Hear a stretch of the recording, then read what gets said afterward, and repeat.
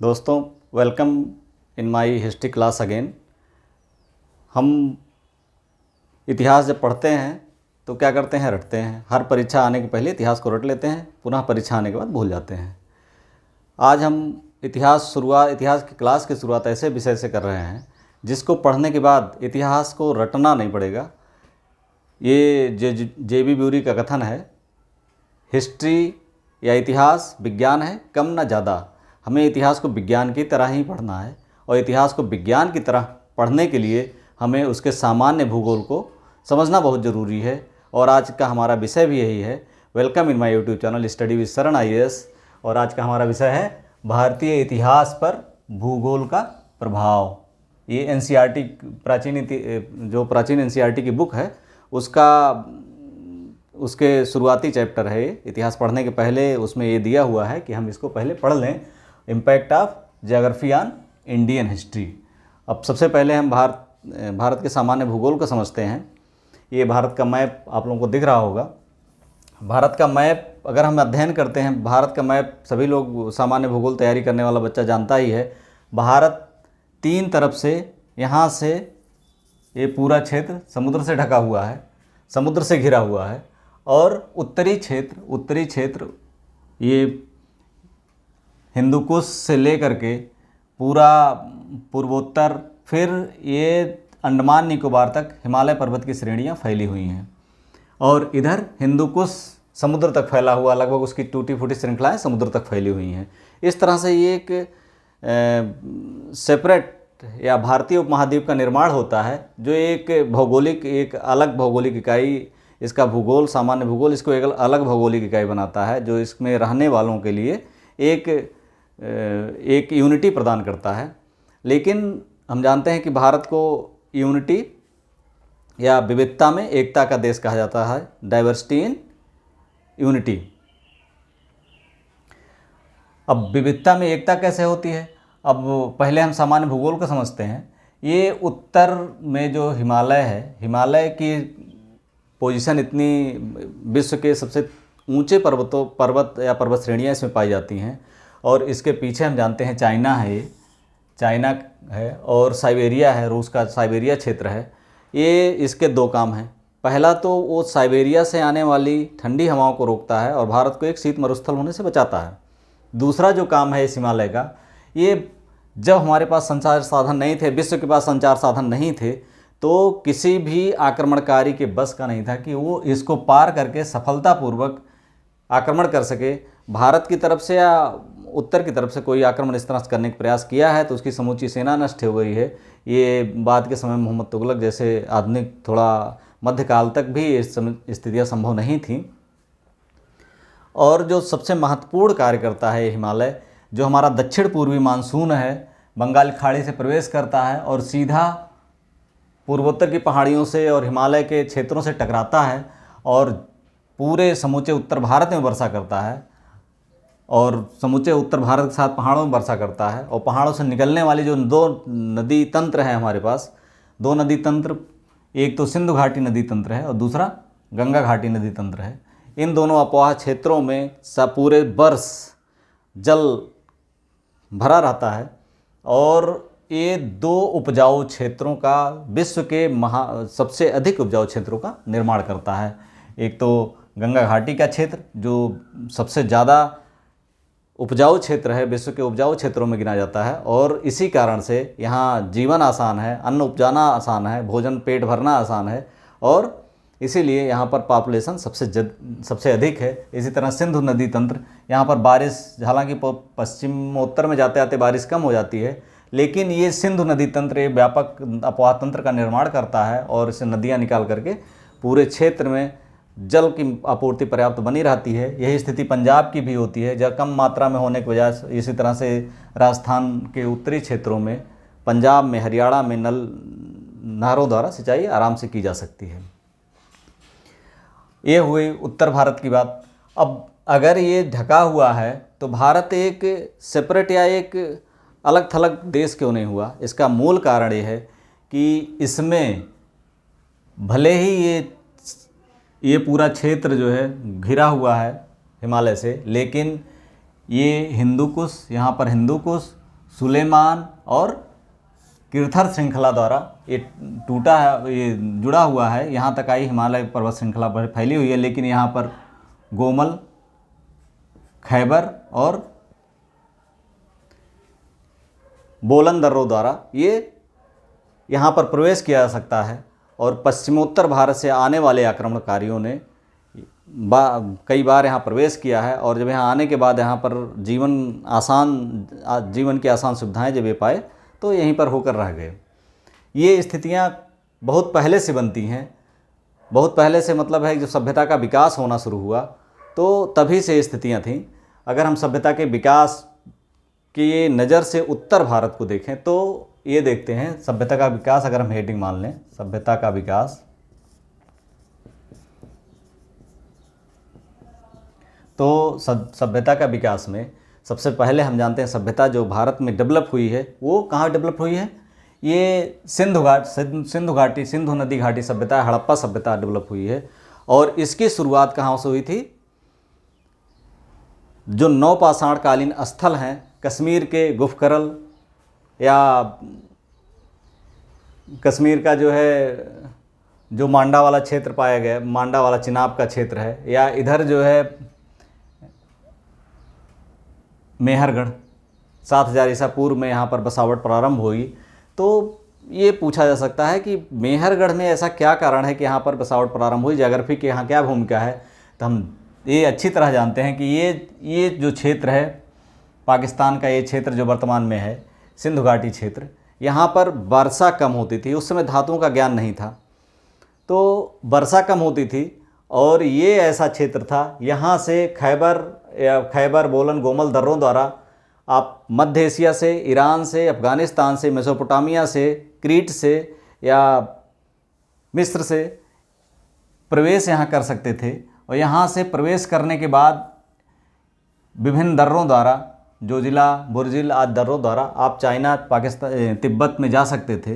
ये एक तरह से मध्य एशिया से संपर्क यहाँ से किया जा सकता था, रूस का संपर्क यहाँ से, रूस से संपर्क किया जा सकता था। इस तरह से गत्यात्मकता यहाँ पर बनी हुई थी, क्योंकि पहले भी जो आदिम जातियाँ थीं इन क्षेत्रों में रहती थीं, और ये क्षेत्र आने जाने के कारण, ये एक तरह से चौराहे की तरह था, आने जाने के कारण यहाँ पर लोगों ने रहना प्रारंभ किया। और रहने मेहरगढ़ में शुरुआती जो नवपाषाण युग के स्थल है वहाँ पर शुरुआती बस्तियाँ प्राप्त हुई, जब मनुष्य ने अस्थायी जीवन या बर्तन का निर्माण करना या इस तरह से तमाम सारे जो अस्थायी जीवन के प्रमाण हैं ये मिलने शुरू हो गए।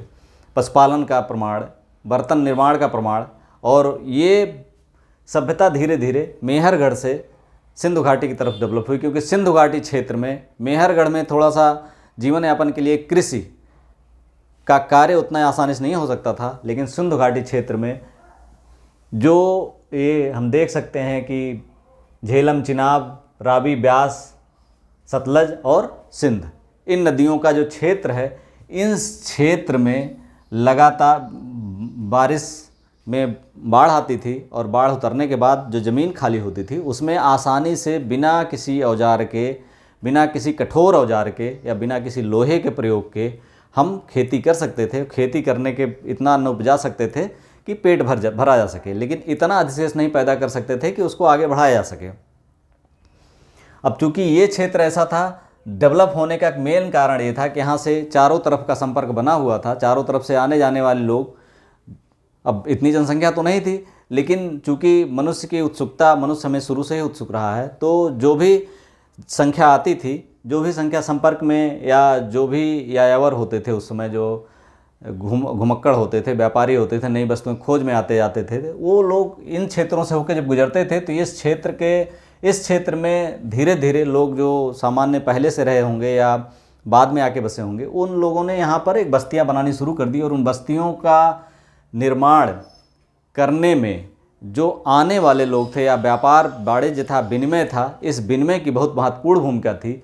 और दूसरी जो भूमिका थी, इस क्षेत्र में उनके खाद्यान्न आपूर्ति के लिए इस क्षेत्र में आना जरूरी था। इस क्षेत्र में इन लोगों ने खाद्यान्न आपूर्ति के लिए अपना इस क्षेत्र में खेती का जो सामान्य पैटर्न था उसको फॉलो किया। और हम जानते हैं कि ये क्षेत्र के साथ ही जो राजस्थान का दक्षिण पूर्वी इलाका है, गुजरात है, यहाँ पर भी कम बारिश के कारण, कम वर्षा के कारण, बहुत घने जंगल नहीं है, बहुत घने पेड़ नहीं हैं, सामान्य घासें हैं, और उसमें जो नदियों के कछार हैं उसमें बाढ़ उतरने के बाद थोड़ी बहुत खेती की जा सकती थी, उससे जीवन यापन हो सकता था। तो इसीलिए इन क्षेत्रों तक, नदियों के कश्मीर से लेकर के इन क्षेत्रों तक, बलूचिस्तान तक, ये जो नदी से जुड़ा हुआ और समुद्र से जुड़ा हुआ क्षेत्र है, ये आपस में नदियों से जुड़े थे और समुद्र से जुड़े थे, और आंतरिक रूप से बैलगाड़ी का चूँकि पहिए का आविष्कार उस समय हो चुका था, तो आंतरिक रूप से भी जुड़े हुए थे। तो आपस में जो खेतरी की खानें थी यहाँ राजस्थान में, इनसे जुड़ करके इन लोगों ने एक सभ्यता का विकास करने में सफलता प्राप्त की।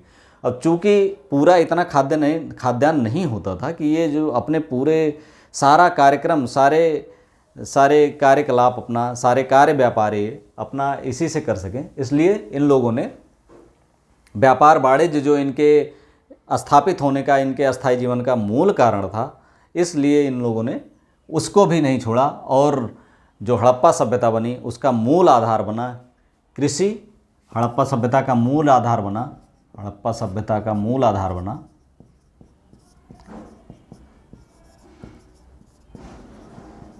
आधार क्या बना? एक तो कृषि बना, इससे इनका जीवन यापन होता था, और दूसरा बना व्यापार। व्यापार, ये सुतका-गेंडोर जो बलूचिस्तान में पड़ता है, समुद्र के किनारे मकरान तट पर है, और दूसरा यहाँ से संपर्क में लोथल का गोदीबाड़ा फेमस है। लोथल से ये लोग संपर्क निश्चित तौर पे जहाज़ें चलाते थे अरेबियन सी में, और दिलमुन माकन में भी पाई गई हैं, जो बहरीन में पड़ता है।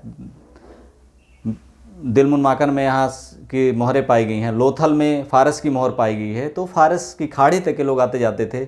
मेसोपोटामिया से इनका संपर्क था, मिस्र से इनका संपर्क था, इनका आदान प्रदान अफ़गानिस्तान से जानते हैं टिन मंगवाते थे। तो इस तरह से एक संपर्क बना हुआ था। और राजस्थान के खेतरी खानों से चूँकि ये निश्चित तौर पे तांबा प्राप्त करते थे, तो तांबा प्राप्त करने की जो स्थितियाँ थीं, इस कारण इनका संपर्क यहाँ से बना था। और इसी के पास बगल में गुजरात का जो लोथल भी था, तो इसलिए गुजरात से और फिर समुद्र से होते हुए इन लोग मेसोपोटामिया, फारस की खाड़ी से संपर्क बनाए हुए थे। अब इस ज्योग्राफिकल कंडीशन ने एक सभ्यता के विकास में सहयोग किया, लेकिन इस सभ्यता का विकास बहुत लंबे समय तक साथ नहीं दे सकता था, क्योंकि विनिमय माध्यम और ये एक सीमित मात्रा में कृषि, ये बहुत लंबे समय तक या बड़ी जनसंख्या के लिए साथ नहीं दे सकती थी। और जैसे जैसे जनसंख्या यहाँ की बढ़ी और थोड़ा सा एडवांस हुआ जीवन, तो इन लोगों के लिए यहाँ पर सरवाइव करना मुश्किल हो गया। और 1750 ईस्वी तक आते आते एक हम पतन देखते हैं सिंधु सभ्यता का। सिंधु सभ्यता पूरे क्षेत्रों का, जो पूरे क्षेत्र में परिलक्षित होता है पतन का, वाणिज्य व्यापार में भी, कृषि में भी, इनकी बस्तियों में भी, रहन सहन में, सब में पतन देखते हैं।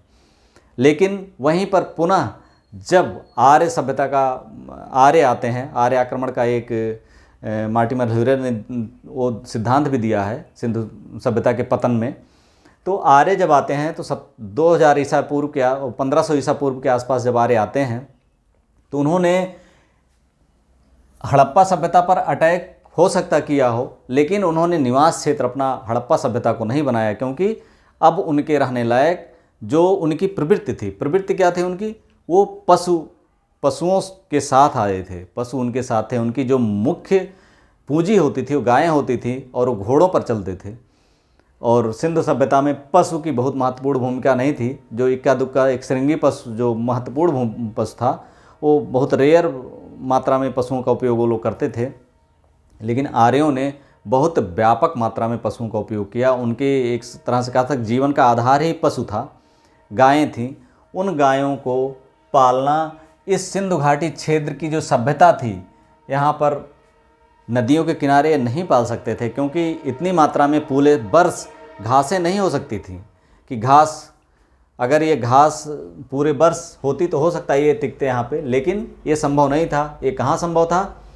ये 37 से 50 सेंटीमीटर की, जो 37 से 60 सेंटीमीटर वर्षा वाला क्षेत्र ये जो था, 37 से 60 सेंटीमीटर वर्षा वाला क्षेत्र पंजाब आधुनिक सिंधु घाटी क्षेत्र या आधुनिक पंजाब, जो पाकिस्तान वाला क्षेत्र, पंजाब का जो क्षेत्र पाकिस्तान में है, उस क्षेत्र में 37 से 50 सेंटीमीटर वर्षा वाले क्षेत्र में ये संभव कतई नहीं था कि इतनी मात्रा में घास हो जाए कि साल भर पशुओं का पेट भर सके। इसलिए उन लोगों को पंजाब के क्षेत्र में, पंजाब, हरियाणा, दिल्ली तक के क्षेत्र को अडाप्ट करना पड़ा। इसलिए क्योंकि यहाँ पर जो वर्षा थी इतनी एडिक्वेट नहीं हो, बहुत ज़्यादा नहीं होती थी, लेकिन इतनी कम भी नहीं होती थी घासें ना हो। हम जानते हैं कि जो गेहूं उत्पादन क्षेत्र हैं, चाहे स्टेपी का हो, प्रेरी हो, इन सबों में उतनी मात्रा वर्षा की हो जाती थी कि गेहूं जहां उत्पादन होता तो घास प्रदेश ही होता है। वो घास प्रदेश एक तरह से गेहूं उत्पादन क्षेत्र जो भारत का था, पंजाब और हरियाणा का क्षेत्र, गेहूं उत्पादन का क्षेत्र, इसमें पर्याप्त मात्रा में घासें होती थीं और ये अपने पशुओं को अच्छी तरह से पाल सकते थे। और दूसरी चीज़ जो उन लोगों के लिए, और इस भौगोलिक कंडीशन ने, ये जो पंचनद प्रदेश है और इधर से जो ये चूँकि आक्रमण करके ही आए थे, इसलिए आक्रमण सुरक्षा भी इनके लिए ज़रूरी थी। तो इस पंचनद प्रदेश, 5 नदियों को प्राप्त करना, चूँकि एक बार आ गए थे, और ये हिंदुकुश पर्वत श्रेणी को प्राप्त करना इतना आसान नहीं था। तो इनके लिए ये पंजाब हरियाणा वाला क्षेत्र सुरक्षित था और इन लोगों ने यहीं पर, जो ऋग वैदिक युग है, ऋग वैदिक युग के लोगों ने यहीं पर अपना निवास बनाया। अस्थायी निवास तो था नहीं, फिर भी इन लोगों के लिए बारिश ज़्यादा नहीं थी, इसलिए रहना आसान था। सामान्य झोपड़ियाँ बनाकर रहना आसान था। पशुओं के साथ मूवमेंट आसान था। गायें चूँकि अधिक वर्षा क्षेत्र में नहीं रह पाती हैं, वर्षा उनके लिए वर्षा एक तरह से उनको नहीं भाता है, इसलिए कम वर्षा इनके लिए बहुत उपयोगी था और इन लोगों ने इसी क्षेत्र को अपना आवास क्षेत्र बनाया। लेकिन पुनः सभ्यता जब आगे बढ़ती है, हम उत्तर वैदिक युग में आते हैं और जब लोहे का ज्ञान होता है और पेड़ों को काटना, जो पेड़ होते हैं, बड़े बड़े पेड़ या सघन पेड़ों को, सघन जंगलों को काटना हम लोहे के बिना संभव नहीं था। तो यहाँ पर तो यहाँ से आगे नहीं बढ़ पाए थे ऋग वैदिक युग में, लेकिन जब संभव हुआ ये, तब ऋग वैदिक युग के लोग मध्य गंगा घाटी तक पहुँच गए। क्यों? क्योंकि इन लोगों ने तब तक अस्थायी जीवन, पशु जीवन, एक तरह से चारावाही जीवन का अंत करना प्रारंभ कर दिया और इन जंगलों को काटते हुए लोहे के ज्ञान के बाद इस गंगा घाटी के उत्पादन पर इन्होंने प्रभुत्व स्थापित किया और अपना एक तरह से अस्थायी जीवन, महाजनपदों का उदय हुआ और अंत में मगध साम्राज्य का उदय हुआ।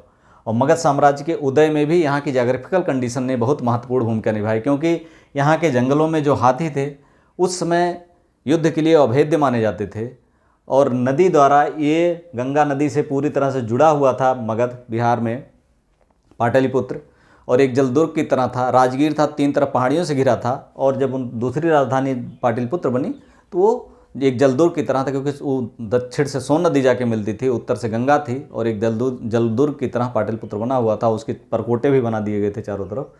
तो ये जो स्थिति थी मगध की, और बगल में लोहे की खानें थी, छोटा नागपुर पठार से लोहे की खानें प्राप्त कर लेते थे, हथियार बना लेते थे, कृषि के औजार बना लेते थे। तो इससे जो है पूरे गंगा घाटी के उत्पादन पर अधिकार करने में सफल हो सके इन्हीं हाथियों और तलवारों के बदौलत।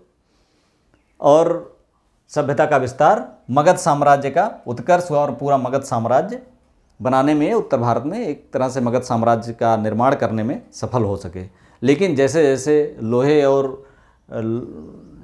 हाथियों पर या इस तरह से युद्ध के औजारों पर, कृषि यंत्रों का प्रसार पूरे उत्तर भारत में हो गया और तब यहाँ से इस गंगा घाटी में यहाँ से संपर्क करना मुश्किल हो गया, क्योंकि दूरी ज़्यादा होने की वजह से इसके केंद्र में जो क्षेत्र था वहाँ से संभव था। तो पूर्व मध्यकाल में या हर्ष के काल तक आकर के कन्नौज महत्वपूर्ण हो गया। कन्नौज से पूरे उत्तर भारत और ये पूर्वी भारत दोनों पर ये कब्जा कर सकते थे और कन्नौज का महत्व हम देखते हैं। हर्ष के बाद जो पूर्व मध्यकाल में 3 साम्राज्यों का युग रहता था, राष्ट्रकूट, पाल, प्रतिहार, इन तीनों ने लड़ा, कन्नौज के लिए लड़ाई लड़ी और कन्नौज पर आधिपत्य के लिए निरंतर संघर्ष किया, त्रिपक्षीय संघर्ष हुआ।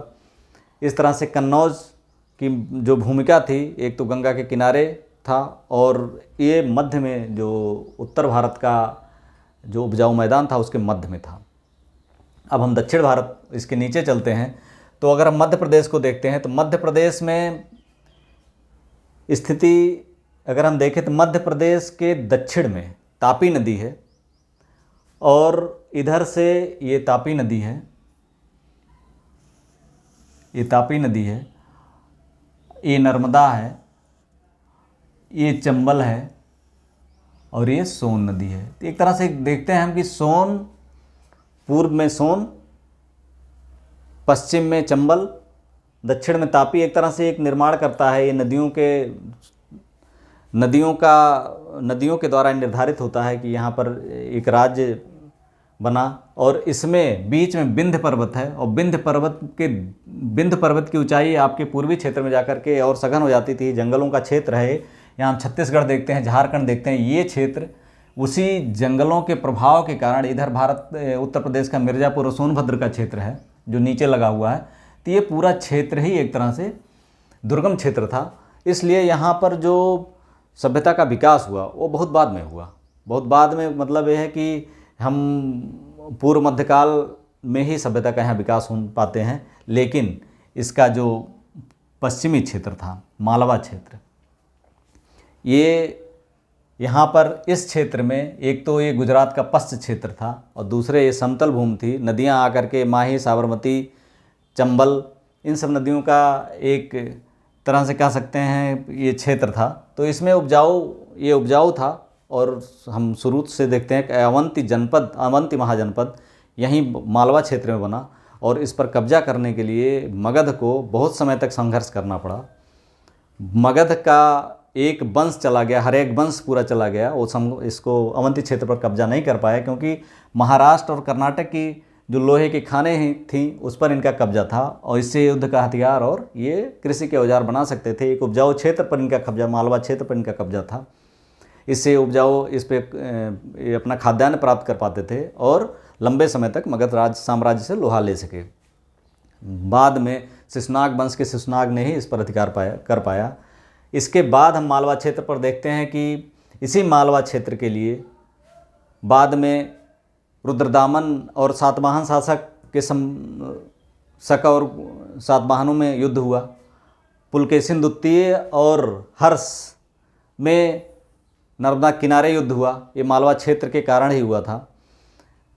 बाद के समय में भी इस क्षेत्र पर अधिकार के लिए लंबे समय तक संघर्ष होता रहा। अकबर ने गुजरात की यात्रा की थी, गुजरात पर आक्रमण किया था, वो भी एक तरह से मालवा क्षेत्र एक अलग राज्य भी बनता रहा। यशोवर्मन हम जानते हैं मालवा क्षेत्र का ही, मंदसौर का शासक यशोवर्मन, वो मालवा क्षेत्र के करीब ही है। ये मंदसौर जो यहाँ पे है वो मालवा क्षेत्र के करीब ही है। एक राज्य निर्माण करने में जब उत्तर गुप्त काल में पूरे राज्य में कहीं साम्राज्य या एक तरह से अराजकता थी, हूणों का आक्रमण था, उस समय यशोवर्मन ने एक सूर्य की तरह उदित होकर के काफ़ी समय तक इस अपने आप को दैदीप्यमान रखा।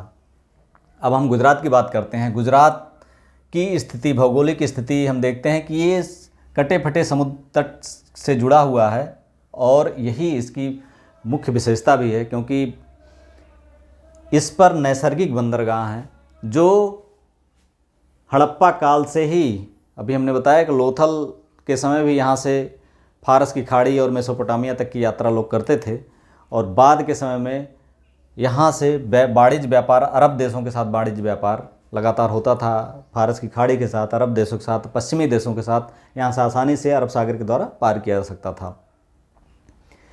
इस पर कब्जे के लिए सबसे पहले हम देखते हैं कि चंद्रगुप्त मौर्य ने हड़प्पा समय में लोथल के बाद, अगर हम मुख्य साम्राज्य निर्माण के बाद देखें तो चंद्रगुप्त मौर्य ने यहाँ पर इन्होंने पूरा इस पर ध्यान दिया था चंद्रगुप्त मौर्य ने। और इस सौराष्ट्र क्षेत्र में, इसका नाम सौराष्ट्र क्षेत्र था, इस सौराष्ट्र क्षेत्र में अपने जो यहाँ का शासक उनका था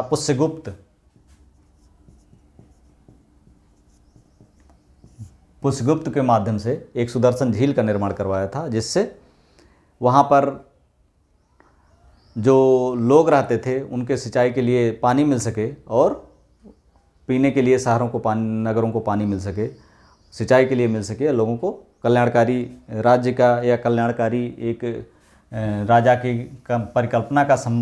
संकल्पना का समझ हमें प्राप्त होती है प्राचीन भारत में। उसके बाद पुष्यगुप्त के बाद हम अशोक का के समय यहाँ का जो शासक था या जो प्रांतीय शासक था वो तुसास्प था, नाम से तो ये यूनानी लगता है। उसका भी योगदान इसके निर्माण में रहा है। इसके बाद हम बाद के समय में रुद्रदामन ने इसका निर्माण कराया था। रुद्रदामन के जूनागढ़ अभिलेख से हमें इसकी जानकारी मिलती है कि चंद्रगुप्त मौर्य और अशोक के समय में टूट गई थी, फिर रुद्रदामन के समय में भी इसका निर्माण कराया गया था, और वो भी बिना किसी जनता से कोई बेगार लिए या कोई शुल्क लिए। और स्कंदगुप्त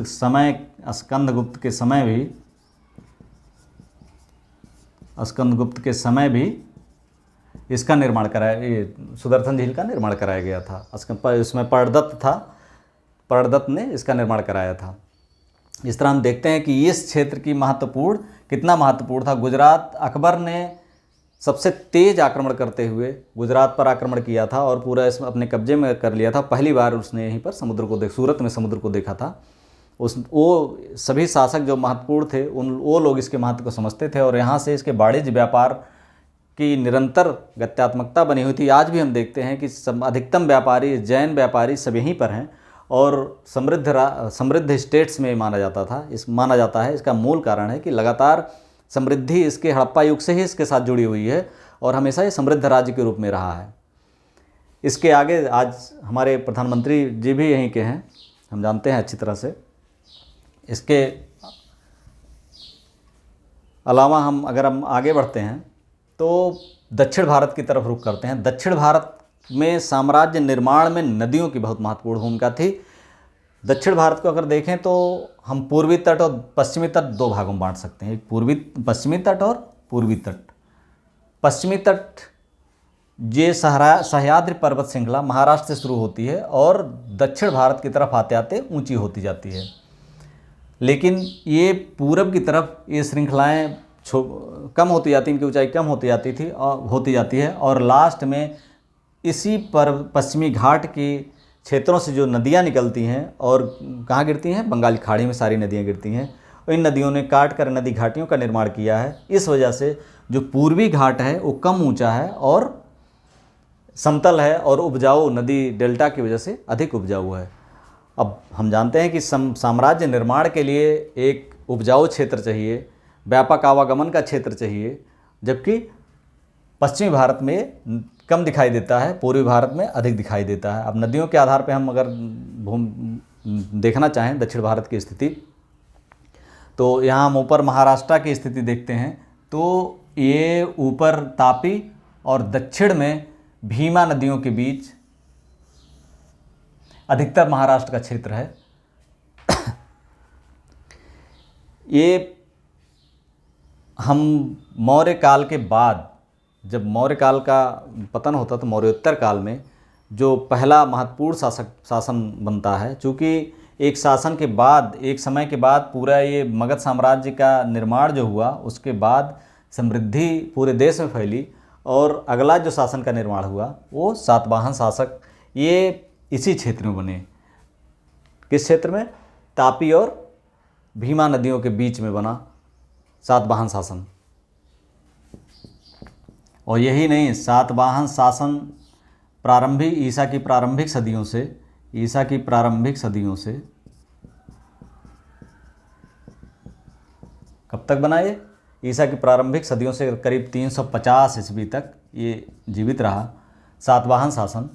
और सातवाहन के बाद एक के बाद यहाँ साम्राज्य का निर्माण हुआ इसी क्षेत्र में, इन दो नदियों के क्षेत्र में। नदियों ने उस समय, भौगोलिक स्थितियाँ ये बताती हैं, इन नदियों ने उस समय सीमा का निर्माण किया और दक्षिण भारत में नदियों की सीमा निर्माण में, राज साम्राज्यों के सीमा निर्माण में बहुत महत्वपूर्ण भूमिका है। सातवाहन शासन के बाद इसी सीमा के अंतर्गत वाकाटक राज्य का निर्माण हुआ।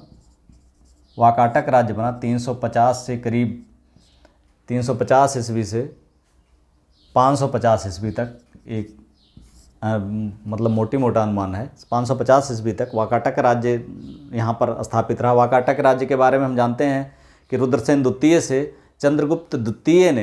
गुप्त शासक चंद्रगुप्त द्वितीय ने वाकाटक शासक रुद्रसेन द्वितीय से अपनी पुत्री प्रभावती गुप्त का विवाह किया था और रुद्रसेन द्वितीय के मरने के बाद उसने इनकी अभिभावक के रूप में काम किया था।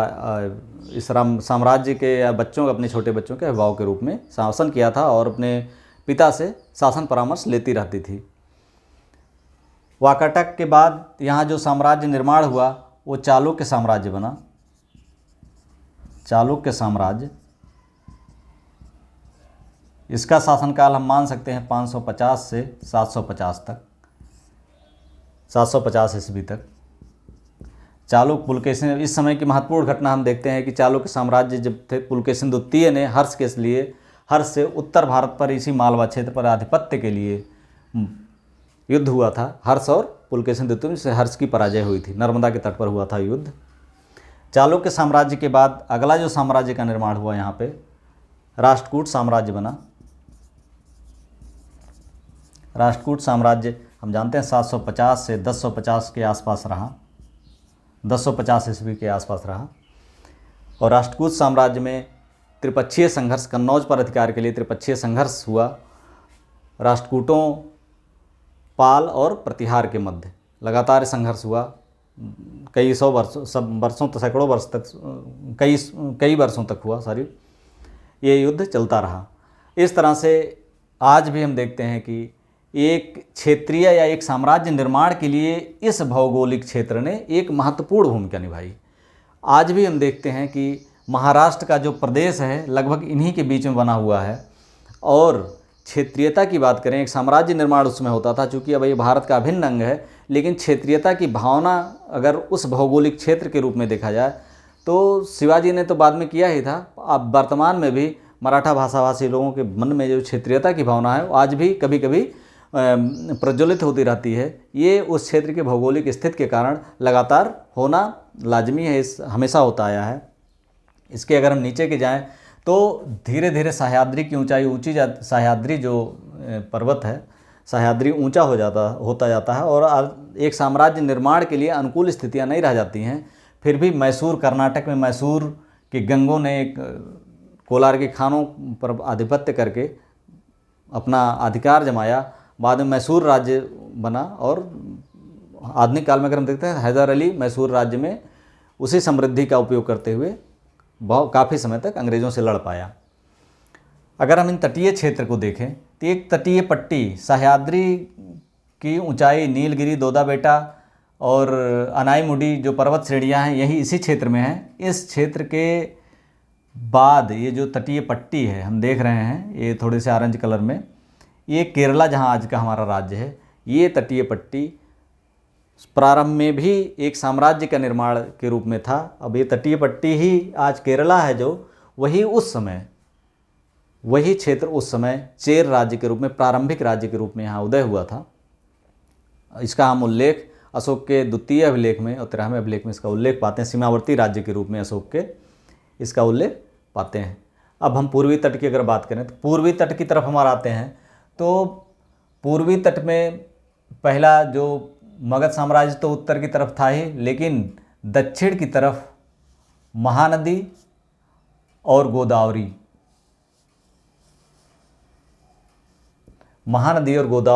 के बीच लगभग उड़ीसा का क्षेत्र है। इस उड़ीसा के क्षेत्र में प्रारंभ में मौर्य काल में कलिंग, चेदी वंश का कलिंग राज्य था और एक सशक्त राज्य था। हम जानते हैं कि चूँकि इधर से दक्षिण भारत में प्रवेश करना आसान था बनिस्बत इधर से पश्चिमी तट से, और वाणिज्य व्यापार के लिए अशोक के समय में, चूँकि हमें लगता है चंद्रगुप्त मौर्य के समय में इन क्षेत्रों पर मौर्य साम्राज्य का अधिकार था, लेकिन अशोक के समय में ये कलिंग स्वतंत्र हो गया था, एक अलग राज्य का निर्माण कर लिया था। आज जहाँ उड़ीसा है उसी उड़ीसा में कलिंग राज्य था, उसी कलिंग के राज्य का निर्माण कर लिया था। और कलिंग के राजा खारवेल, कलिंग में एक खारवेल बाद में शासन हुआ, लेकिन अशोक के समय जो कलिंग राज्य था उस कलिंग राज्य को अशोक ने हराया। इसमें लाखों लोग मारे गए, हजारों लोग बंदी हुए और उस पर अधिकार करने के बाद अशोक इससे इतना दुखी हुआ कि उसने बौद्ध धर्म अपना लिया और हिंसा, हमेशा के लिए युद्ध और हिंसा छोड़ दी।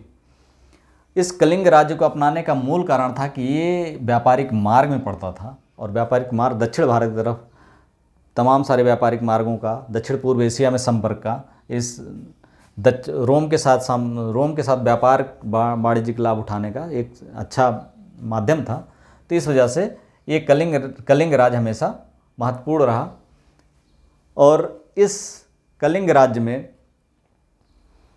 बाद के समय में जो खारवेल हुआ, उसके हाथी गुफा अभिलेख से हम बहुत सारे गुत्थियों को सुलझा पाते हैं। कलिंग नंद वंश के बारे में जान पाते हैं, वहाँ पर नहर निर्माण के बारे में जान पाते हैं, बहुत सारी चीज़ें जान पाते हैं।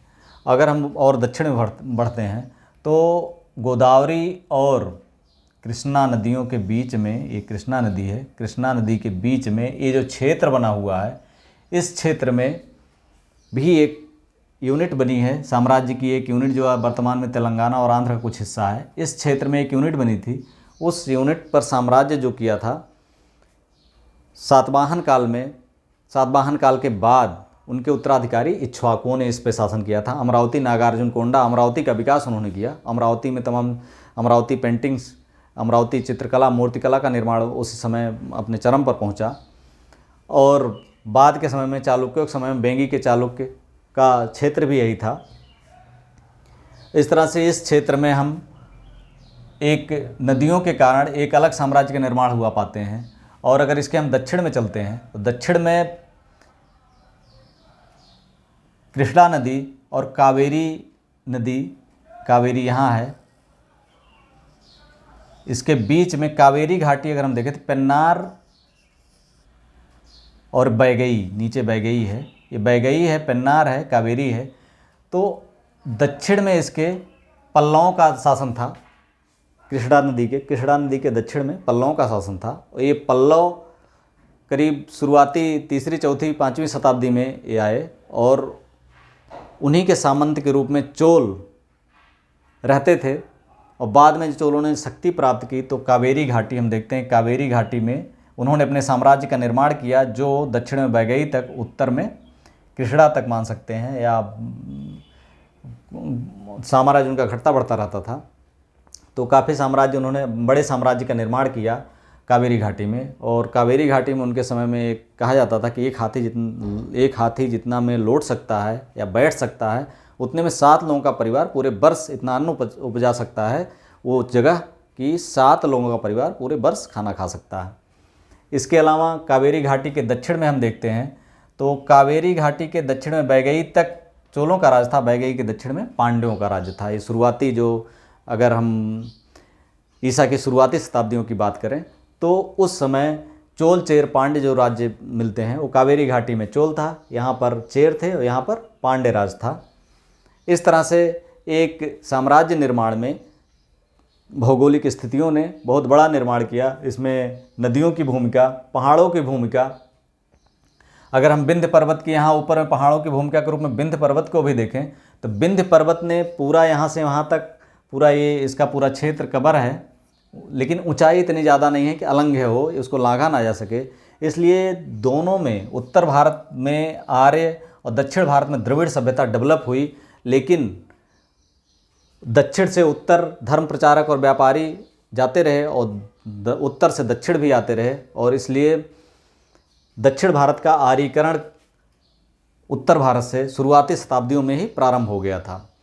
और दक्षिण भारत ने जो इसकी समुद्र से जुड़ी हुई स्थितियां थीं, समुद्र, तीनों तरफ समुद्र था जो, उसके कारण प्रारंभिक शताब्दियों में रोम के साथ व्यापार ने, रोम के साथ लगातार व्यापार, जो ये काली मिर्च के बहुत बड़े वो दीवाने थे, वो काली मिर्च के व्यापार के लिए कुछ भी कर सकते थे, तो काली मिर्च के लिए यहाँ आते थे। इसलिए इन क्षेत्रों में एवन प्रिय, काली मिर्च को एवन प्रिय कहा जाता था, आते थे। और शुरुआती साम्राज्य चोल, चेर, पांड्य के साम्राज्य के निर्माण में इन क्षेत्रों ने, इन रोम के साथ व्यापार ने बहुत बड़ी भूमिका निभाई।